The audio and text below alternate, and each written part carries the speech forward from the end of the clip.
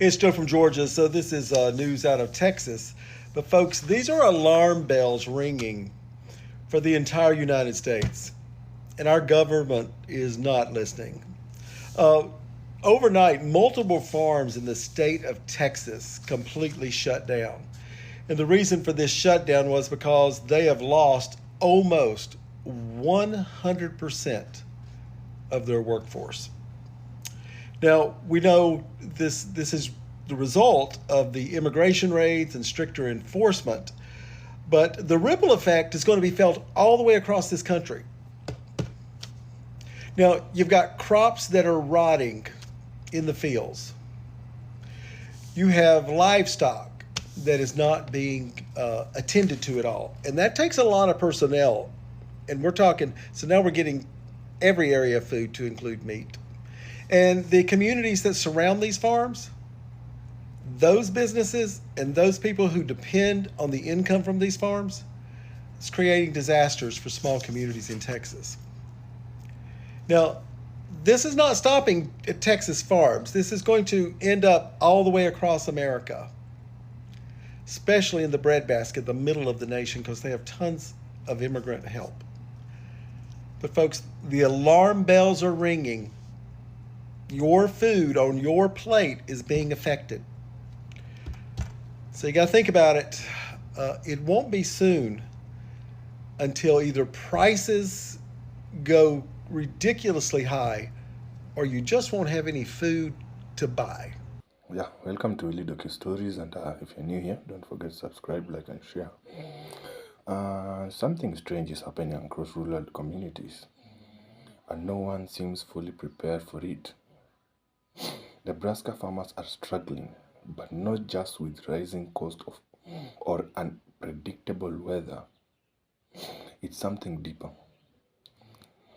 The the workers they once relied on have moved on, and now there is a growing sense of confusion, frustration, and even panic. This isn't just about jobs shortages, it's about expectation built over generations. It's about who's expected to stay and who's finally had the chance to leave. And it's about what happens when the system no longer works the way it used to.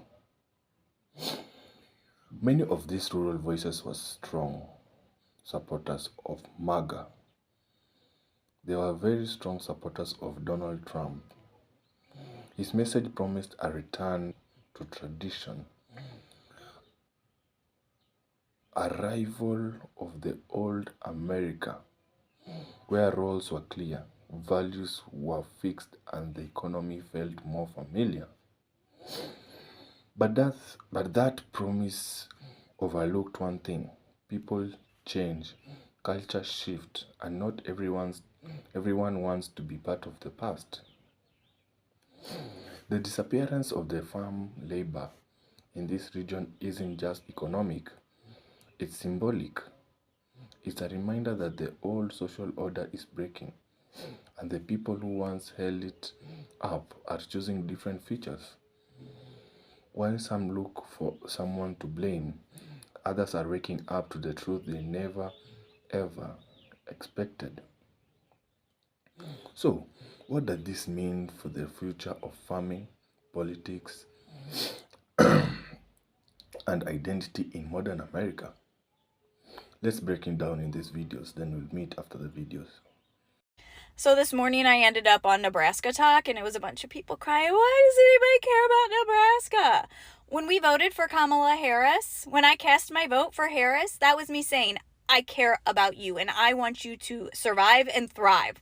Okay, you knew better than anybody else that your state thrives and survives off of migrants' backs. Okay, and instead of them waiting for ICE to come, they decided to peace out before they could come and get them. I don't know what to tell you guys anymore.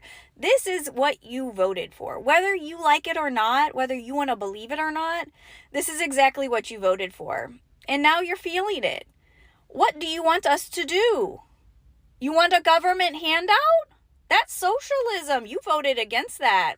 No. Sadly, the reality is that you'll probably have to sell a lot of your farms for pennies on the dollar to large corporations and manufacturers. But don't worry, they'll probably let you work there for minimum wage. So we're shutting down our market farm. We've officially decided to close the doors to our farm store and market farm. We just notified all of our customers yesterday. That may come as a shock to you, and some of you may be like, well, why are you doing that? There's many reasons. Ultimately, it comes down to we don't feel like the time input for the return is worth it. There's only so much time in a day. I've got several other businesses that just demand my time. I'm a real estate agent, I'm a health insurance agent, and then obviously we run the Tanner Farmstead social media accounts, educating you on how to grow food. And I really want to scale that and scale these other businesses. And I really want to grow putting out more content. And to be honest, I've wrestled with this for the past couple of years. I want my content to be about homesteading and food preservation and all these other fun things that I want to do, but I haven't been able to do because I've got to put so much time into, the turn and churn market farming crops, like lettuce. And so it's just not been in line with my vision. If you got any questions or want to hear more about that decision. This is breaking news. Texas farmers are sounding the alarm on this tariff war. And in more breaking news, nobody cares. Yeah, I don't know if it's just me or maybe it's some of you too, but as far as farmers sounding the alarm, I don't care. I have to admit, I don't care at all, because the last time Donald Trump was president, 100,000 farmers across the country lost their farms. Yeah. So overwhelmingly, farmers voted for this man again, knowing full well of his history the last time he was president. So from me to you, farmers, I don't care. I don't care how bad things get for you. I don't care if you lose your farm. I don't care if you, I don't care. At least I don't care to hear about it. I really don't. Because this is exactly what you voted for. And you're going to get what you voted for. You're going to get 4 more years of Donald Trump not giving a damn about farmers whatsoever. I have a question for the rest of America. Does anyone even care about Nebraska? Does anyone even care? So you want to deport everyone, huh? In 2011, North Carolina needed 6,500 farm workers. Only 268 legal Americans applied. 245 were hired, but only 163 showed up to the first day. Worse, only 7 lasted till the end of the growing season. Migrant workers aren't taking your jobs. They're doing the jobs you would never do.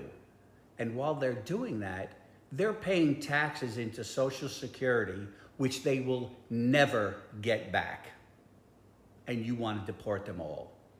Have fun working on the farm. So the farmers in America, they lost all their workers because they got deported. And then they voted for Trump. And then they lost a lot of the grants because this guy Musk has been, cleaning out, and he's taking from the poor. The farmers can't pay their bills. They're having to sell. And J.D. Vance set up a company so that he could buy farms.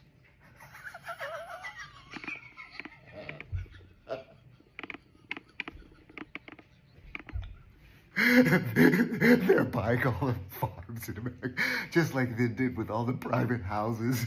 Oh, you guys are so smart. You're brilliant.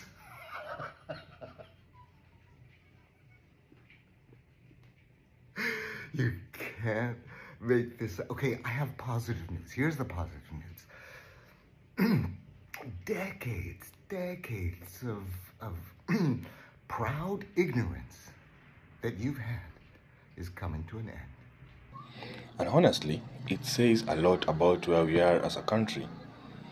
Some white farmers in Nebraska are frustrated. Why? Because the black workers they once relied on to help run their farms aren't coming back. These farmers are asking, where did they go? And more importantly, why aren't they staying? Now, Let's get one thing straight here. This isn't just about farms. This is about power, progress, and a shift in American identity that some people are struggling to accept. For generations, certain communities, especially black Americans, were expected to do the back-breaking labor that kept the agricultural machine running. But things have changed here. People are getting educated, starting businesses, moving to cities, and others chasing tech jobs and building generational wealth. And guess what? They are not looking back. Some farmers are some farmers, those who supported Trump and bought it into the narrative of us return to the good old days. This shift feels like betrayal because deep down it wasn't just about jobs, it was about control, tradition, and keeping people in their place. Trump's rhetoric often centered on restoring a version of America that worked really well for some but left others behind. Now, as a black laborer, opt out of farm work entirely, many of these farmers are waking up to a truth they didn't want to face. People who once had a choice, now they do.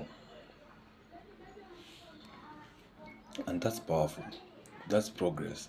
But it's also uncomfortable, especially if your way of life depended on someone else who never had options. Instead of asking, why won't black people come together and work for us?